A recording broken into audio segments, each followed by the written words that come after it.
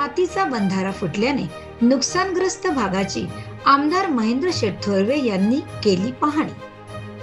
गेल्या काही दिवसांपासून सुरू असलेल्या मुसळधार पावसामुळे कर्जत तालुक्यातील आंबिवली येथील मातीचा बंधारा फुटल्याने मोठ्या प्रमाणावर आंबिवली परिसरात नुकसान झाले आहे.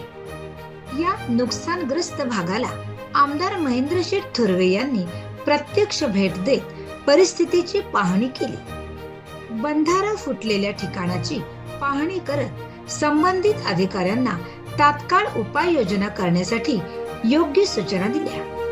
यावेळी स्थानिकांशी संवाद साधत त्यांच्या अडचणी जाणून घेतल्या आणि शासन त्यांच्या पाठीशी खंबीरपणे उभे राहील असा विश्वास आमदार महेंद्र शेठ थोरवे यांनी व्यक्त केला.